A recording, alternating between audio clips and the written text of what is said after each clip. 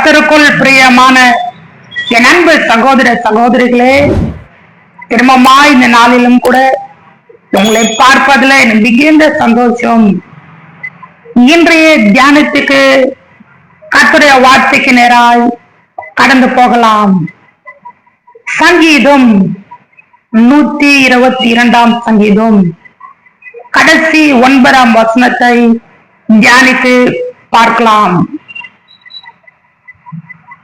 எங்கள் தேவனாகிய கர்த்தரின் ஆலயத்து நிமித்தம் எனக்கு நன்மை அடைய தேடுவேன்.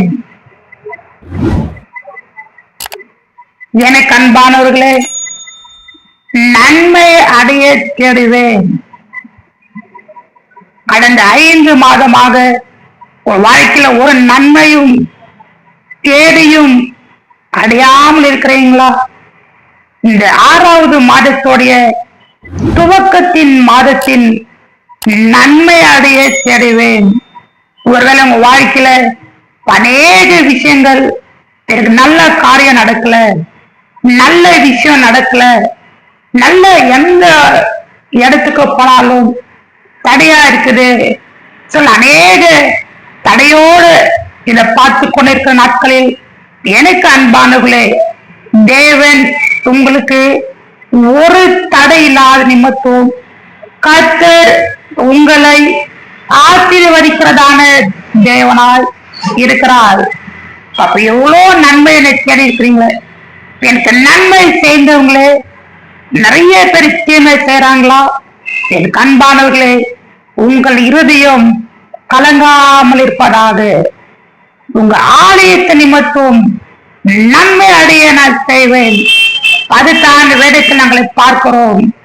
அன்னாள் என்கிறதான தன் சகோதரி அன்னாள் ஆலயத்து நிமித்தமாக நன்மை அடைய தேடினாள்.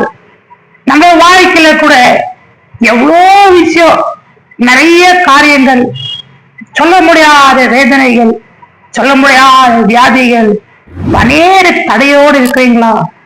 தேவன் உங்களுக்கு தடைகளை நீக்கி நன்மை அடைய செய்கிறதான தேவன். கண்களை மூடி இருக்கிறதை நாம் ஜெபிப்போம். அன்பும் இருக்கும் நிறைந்த நல்ல பரலோக பிதாவே, ஆசீர்வதிக்கப்பட்டதான நல்ல இந்த நாட்களுக்காக ஜெபிக்கிறோம். ஆண்டவரே, நன்மை அடைய தேடினேன். இயேசுவின் நாமத்தில் ஜெபிக்கிறோம்.